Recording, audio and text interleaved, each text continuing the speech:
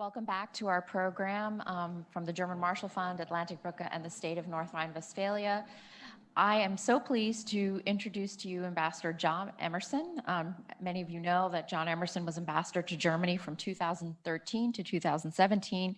He was awarded the State Department's Susan Cobb Award for exemplary diplomatic service and sat on the boards. He is on the board of the German Marshall Fund and sits on the boards of nonprofits such as the United Way Germany, Human Rights Watch, and the United Friends of the Children.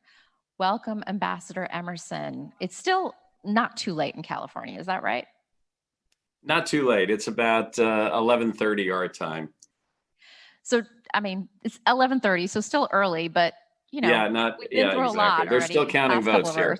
Yeah, but we've been through a lot these past couple of hours. Give us a quick synopsis. I mean, I want to ask you about German-American relations, but I know you're a political animal. What do you think right now about the state of the race? Well, essentially, the race is where I think a lot of us were predicting it would be, which is much closer than the polls suggested, and a race that would ultimately come down to what was the blue wall, the three states that traditionally Democrats have won, that Hillary Clinton lost to Donald Trump in the upper Midwest, Michigan, Wisconsin, and Pennsylvania. It looks like Joe Biden has won Arizona. And given that, it's, as you know, we have this crazy electoral college where you have to get 270 electoral votes.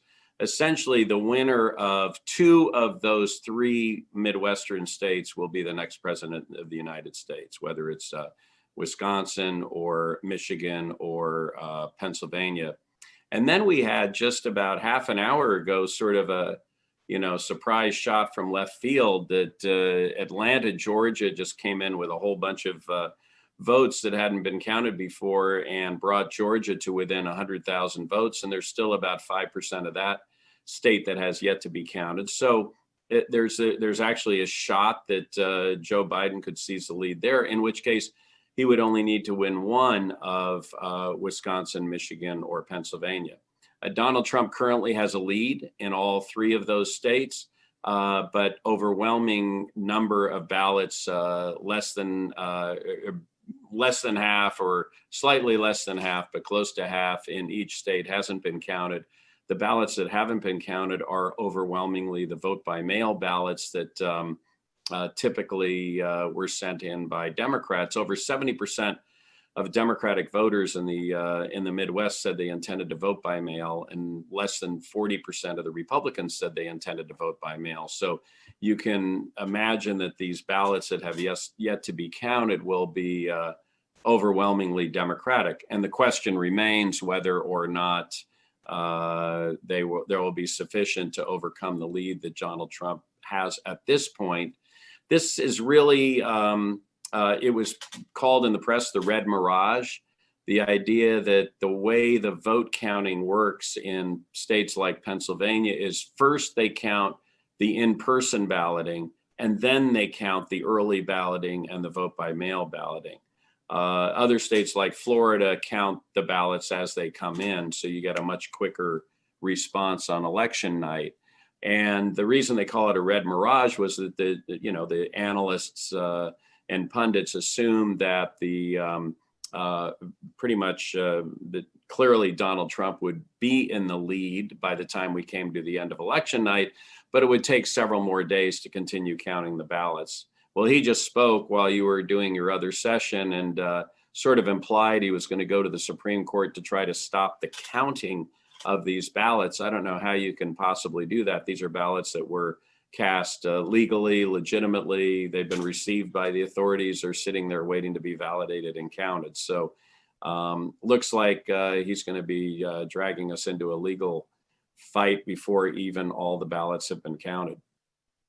Okay, so yeah, definitely a nail biter still, but let's pivot towards the question about German-American relations. I mean, you left Berlin shortly after the election of Donald Trump in 2016, if I'm not mistaken, before inauguration in 17. But I left 3 hours before he was inaugurated. Okay, so January 2017. But you've been back and forth since. How have German-American relations changed in the past 4 years? And maybe what can we expect moving forward if Joe Biden does capture the White House? Well, you know, one of my nonprofit responsibilities is I chair the American Council on Germany, which is the counterpart of Atlantik-Brücke, which is now chaired by Sigmar Gabriel. And we commissioned a poll. Actually, it was when Friedrich Merz was still chairing Atlantik-Brücke.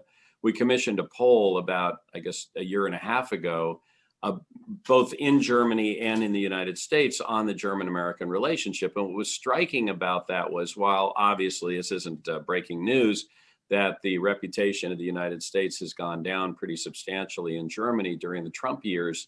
In the United States, you got over 80% of Americans think very highly of Germany. They love Germany. You've got, 65 million Americans who have German heritage.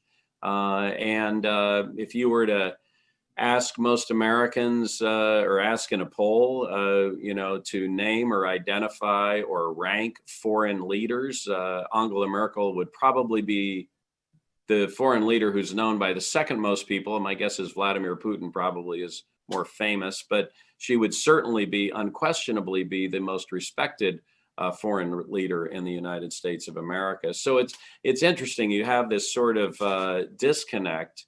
And I always try to make the point that the German-American relationship is much bigger than the government-to-government relationship that we have. It's people-to-people, it's business-to-business. And it's so important for us to, particularly during times like this, when there are tensions in the government-to-government relationship, it's so important for us to continue to push on the people-to-people and business-to-business and cultural-to-cultural relationships, and certainly with civil society and organizations, obviously, such as the German Marshall Fund. So I think that's a really important piece. And the second point I'd like to make is, if you think back historically over the last, 40 or 50 years, we've had ups and downs. I mean, you mentioned that I was here from middle of 2013 till early 2017. When I left, we were in pretty good shape in terms of our relationship. And yet when I got here, 6 weeks after I arrived, Handygate exploded. And believe me, if you took a poll of the German people around then, I think that the United States wouldn't have gotten very high marks. And then I know that, a few years before that, we had the Iraq War and Abu Ghraib and other instances that really, sort of shook the relationship. And we had disputes over the sighting of Pershing missiles in Europe during the Cold War. So we've had instances where we've had tough times in our relationship, but we've always been able to work through that and grow beyond that. And I'm very hopeful that we'll be able to do that this time as well. Great. And thanks, Ambassador Emerson, for also the work that you continue to do outside of Germany, being the chair of the American Council on Germany. We have 30 seconds left. Can you give us a quick lightning response about Senator Kamala Harris? What's she like? She's from your state, California. I know you know her well. She's also a good friend. She's terrific, whip smart, very charismatic, highly energetic, does her homework, deeply committed to the transatlantic relationship. And I know she would look forward to coming over and visiting Germany, no question about that. But we'd be very, very lucky to have her as vice president, no question about it. Thank you, Ambassador Emerson. Good night to you in California, and thank you again for logging in with us. Thanks a lot, Sudha. Take care, and hi. Goodbye, everybody.